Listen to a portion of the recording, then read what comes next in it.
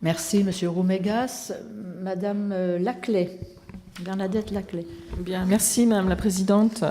D'abord, je crois que nous pouvons adresser des vœux de réussite à Monsieur Collet et lui dire la satisfaction qui est la nôtre, puisque un certain nombre d'entre nous ont eu déjà l'occasion de travailler en collaboration avec lui. Nous connaissons à la fois vos compétences et votre disponibilité.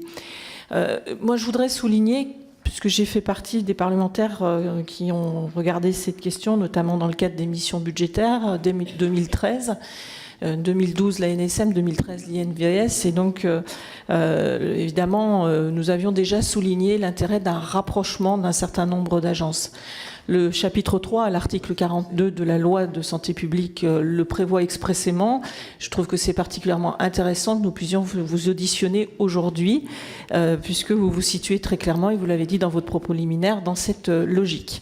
Alors je voudrais revenir quelques instants sur le système de veille sanitaire, puisque vous l'avez dit vous-même, c'est vrai qu'il est né de crise, mais qu'il a évolué aussi du fait de chacune des crises que nous avons connues, et que nous connaissons aujourd'hui un dispositif dont les insuffisances ont été rectifiées, dont certains atouts ont été mis en avant et sont même parfois reconnus au plan international. Je pense à ce qui s'est passé avec Londres et les Jeux Olympiques de 2012, où le système français a été largement celui qui a inspiré le dispositif.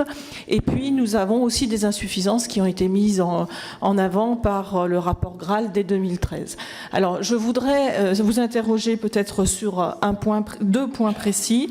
C'est vrai que nous connaissons les difficultés, le constat, je l'ai dit, des strates successives liées à ces crises, l'inadaptation du système de déclaration des événements sanitaires.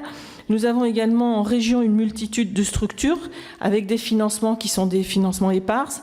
Nous avons aussi une complexité et un manque de lisibilité.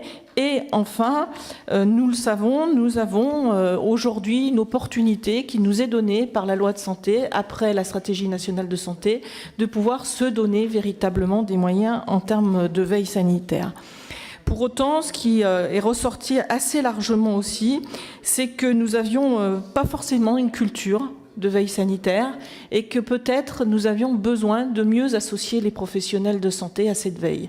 Alors sur ces deux points, est-ce que vous avez précisément des pistes d'ores et déjà que vous auriez repérées auxquelles vous souhaiteriez nous faire participer? Merci, Madame Laclais.